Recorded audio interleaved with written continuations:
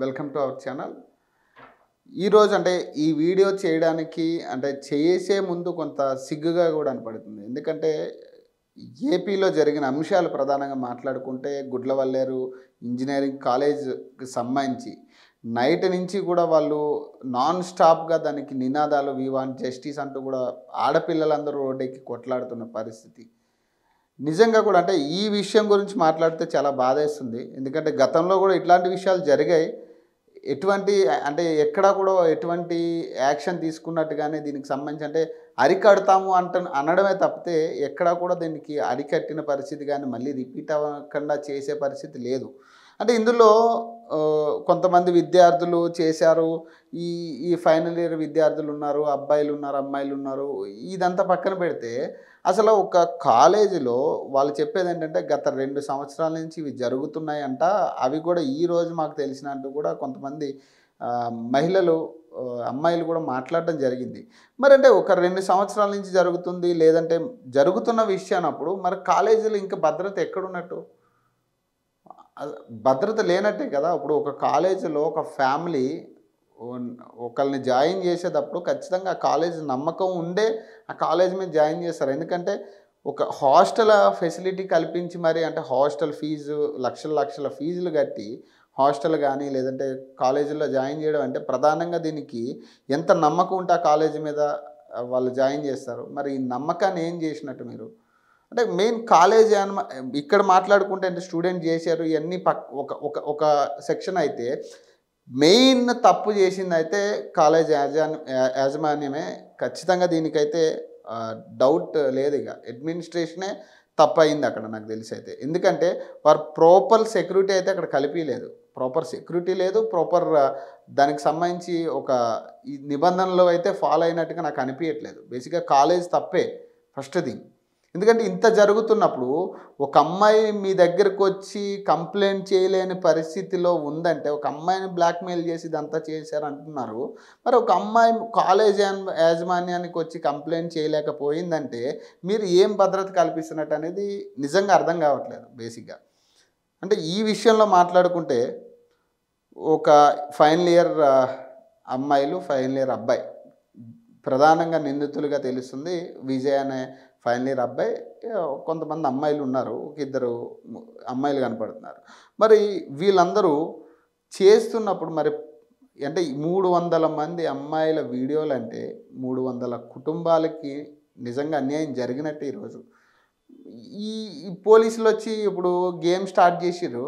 ఇక నైట్ నుంచి జరుగుతుంది, నైట్ నుంచి ఏదో విచారణ చేస్తున్నామంటూ ఆ అమ్మాయిని ఒక రూమ్లో పెట్టి బంధించేసి వీళ్ళందరినీ వెళ్ళనివ్వకుండా ఏదో సేవ్ చేసే ప్రయత్నం అయితే చేశారు.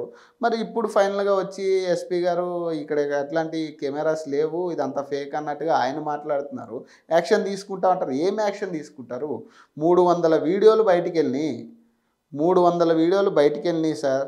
300 వీడియోలు బయటికెళ్ళి ఎక్కడెక్కడ తిరుగుతున్నాయో తెలియదు. అవి ఆన్లైన్లో పెడితే ఎట్లాంటి పరిస్థితి ఉంటుందో ఆ వీడియోకి మనకు అందరికీ తెలిసిందే. ఒక వీడియో బయటకు వచ్చిందంటే ఈ రోజుల్లో ఇంత అప్డేట్ అయిన తర్వాత ఆ వీడియో ఎటు పోతుంది, ఎంత దూరం పోతుంది అనేది దానికి ఒక ఎండ్ లేదు.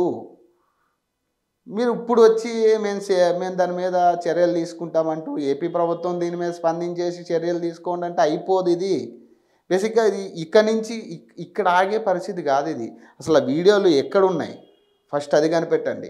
ఆ వీడియోలు ఎక్కడున్నాయి అసలు ప్రతి అణువు మీరు చెక్ చేయాలి ఫస్ట్.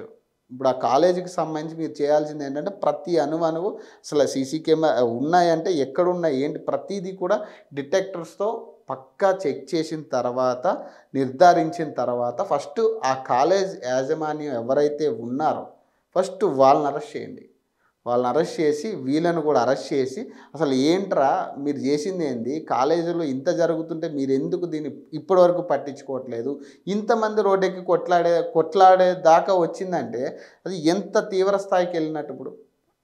ఇప్పుడు దాన్ని ఆపే ప్రయత్నం అయితే ఆపే ప్రసక్తి లేదు, ఎవరు ఆపలేరు దాన్ని, నాకు తెలిసి అది. ఎందుకంటే 300 వీడియోల్లో కనీసం ఒక మినిమం అనుకున్న కొన్ని వీడియోలు బయటికి వెళ్ళే పరిస్థితి ఉంటుంది. అమ్ముకున్నారంటున్నారు కొంతమంది. ఎవరికి అమ్మారు అసలు?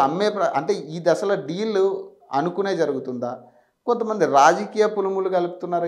రాజకీయ నాయకుడు కూతురని, లేకపోతే వాడెవడో వైసీపీ వాడని. ఇది కాదు ఇప్పుడు ఆలోచించాల్సింది.